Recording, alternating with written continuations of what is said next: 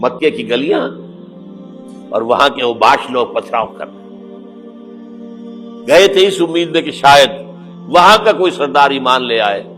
تو یہاں تو ابو طالب بھی فوت ہو گئے.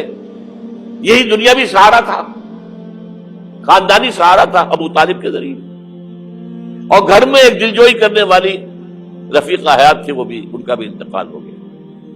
آپ نے کہا یہ عام الحزن ہے، اب تو سب کو طے ہو گیا قریش کو کہ اب جیسے قتل کر دو. اسی لیے آپ گئے طائف، شاید وہاں کا کوئی بڑا سردار مانے ایمان لے آئے مجھ پر تو میں اپنا مرکز ادھر شفٹ کر دوں. تینوں سے ملے ہیں، تینوں نے وہ جواب دیے نکل جاؤ یہاں سے، میں تمہارے ساتھ بات بھی کرنے کو تیار نہیں. اچھا تمہارے سوا کوئی نہیں ملا تھا اللہ کو نبی بنا کر بھیجنے کے لیے؟ دیکھو جاؤ، میں بات نہیں کرنا چاہتا، ہو سکتا ہے میں بے عزتی کر بیٹھوں، واقعی تم اللہ کے نبی ہو تو میں مارا جاؤں گا، جاؤ جاؤ جاؤ. یہ سلوک محبت کے ساتھ ملا. اور پھر چھوکروں کو، اسٹریٹ ارچنز جنہیں آپ کہتے ہیں، اشارہ کیا تھا خبر لو ان کی، پتھراؤ ہو رہا ہے. ساتھ کوئی ہے ہی نہیں، ایک آدمی صرف، زید ابن حارثہ. اب سامنے سے پتھر آ رہے ہیں تو حضرت زید آگے آ جاتے ہیں، ڈھال بنتے ہیں. مجھے لگے پتھر حضور کو لگے، اب پیچھے سے آ رہے ہیں. چاروں طرف سے تو ڈھال نہیں بن سکتا. جسم لہو لہان، خون جا کر جوتیوں میں جم گیا ہے، جوتی اتر نہیں دی. پھر وہاں سے واپسی پر جو دعا مانگی ہے، اللہم الیک اشکو ضعف قوتی وقلت حیلتی وہوانی علی الناس. اے اللہ تیری جناب میں فریاد لے کر آیا ہوں اپنے قوت کی کمی کا، اپنے وسائل کی کمی کا، اور جو ذلت و خواری ہو رہی ہے لوگوں کے سامنے. الا ملتقننی، مجھے کس کے حوالے کر دیا ہے؟ الا بعیدی یتجہمنی، یہ میرے اوپر ہجوم کر کے آ جائے، حملہ کرے. اور عدو من لگتا امرے، یہ دشمن کے حوالے میرا معاملہ کیا، جو چاہے کرتے وہ. لیکن پھر عبدیت غالب آتی ہے.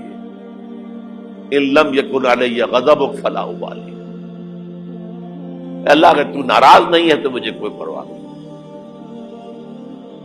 سر تقدیم خم ہے جو مزاج یار میں آئے، مجھے اندیشہ یہ ہے کہ تو ناراض تو نہیں ہوگی. یہ تکلیفیں جھیلی ہے. سینکڑوں صحابہ نے جانوں کا نذرانہ پیش کیا ہے. احزاب کی جنگ میں فاقوں پر فاقے ہو رہے تھے، اور ان فاقوں کی حالت میں خندق کھودنے کا حکم ملا ہے. لوگوں کی کمریں دوہری ہو رہی ہیں، پتھر باندھے ہیں اپنے پیٹوں سے، اپنی چادروں کے ساتھ کس کر کمر دوہری نہ ہو جائے. اور جب صحابہ کدالیں چلا رہے ہیں تو کیا کہہ رہے ہیں؟ نحن الذین بایعوا محمدا علی الجہاد ما بقینا ابدا، اللہم لا عیش الا عیش الاخرہ. صحابہ کہتے تھے ہم وہ لوگ ہیں جنہوں نے محمد سے بیعت کی ہے کہ جہاد کرتے رہیں گے جب تک جان میں جان نکل جائے تو بات اور، جان ہے، چاہے ابھی بھوک سے کمر دوڑی ہوئی جا رہی، جان تو ہے. اور ایک دفعہ کہتے تھے اللہم لا عیش الا عیش الاخرہ، اللہ عیش، زندگی تو آخرت کی زندگی ہے. اور حضور فرماتے تھے، حضور کے بیٹھے ہوئے نہیں تھے گاؤں تکیہ لگا کر، پتھر اٹھا اٹھا کر خندق میں سے لے جا کے باہر پھینک رہے تھے.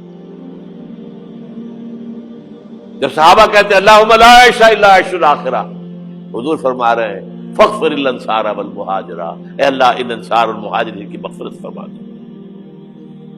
پھر حضور کی خدمت میں کچھ لوگ آئے، حضور اب یہ فاقہ ناقابل برداشت ہو گیا، دیکھیے ہم نے یہ پتھر باندھے ہوئے اپنے پیٹ کے ساتھ.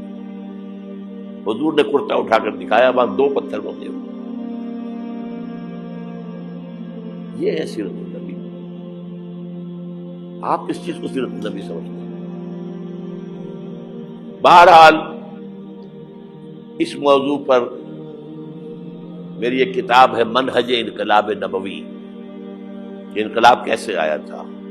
اگر دل میں ذرا بھی آرزو پیدا ہو گئی ہو کہ اللہ قبول کر لے مجھے بھی،